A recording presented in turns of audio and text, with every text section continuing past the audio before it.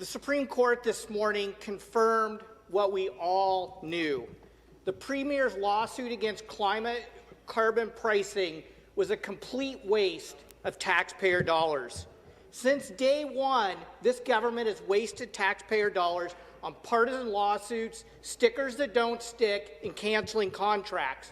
Even the Auditor General has said that the government's made-to-fail environment plan will not reduce climate pollution. So, Speaker, my question for the Premier is, will the Premier stop wasting our hard-earned tax dollars sabotaging climate solutions and actually start investing in urgent climate action? Minister of Environment, Conservation and Parks. Thanks very much, Mr. Speaker, and I thank the member opposite for that question. And I've said this from the start.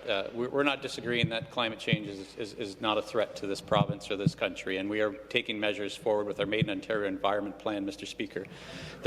We all want the same results at the end of the day, Mr. Speaker. We all want a clean environment. We want safe water to drink. We want protected lands. We want air that's quality to breathe, and we want to make sure that we reduce our emissions to the targets that we set forth of this government, Mr. Speaker, and that we signed on with the federal government with regards to a Paris climate reduction. And, Mr. Speaker, we're just doing that. We just don't believe we have the same path as the member opposite has moving forward. We believe in a balance between a healthy, strong economy and a healthy, strong environment, Mr. Speaker. And I'm looking forward to this year as we implement our emissions performance standards to those heavy polluters in this province, as has been approved by the federal government. This program is going to move forward to lower their emissions, while also keeping them competitive, to keep jobs in this country, and to ensure that we can grow our economy and protect our economy and get our targets down to the levels we need it to be, Mr. Supplementary question. Speaker, all day today the minister has said we're about protecting air, land and water.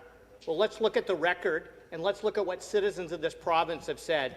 2.5 years ago, when they tried to open the Greenbelt for development, I was a leading voice in this legislature that got them to back off on doing that.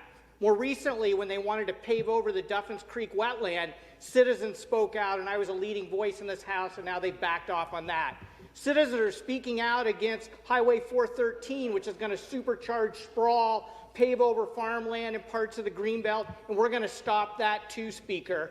That is the record.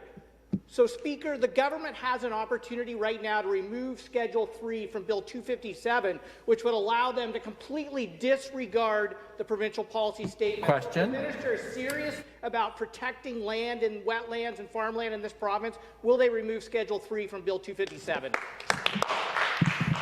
And the Minister of the Environment.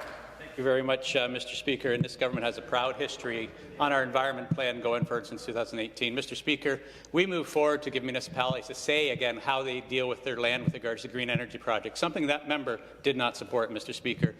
We move forward with municipalities having a say where to site landfills, Mr. Speaker, so that they could protect their land locally that they needed to be protected, Mr. Speaker.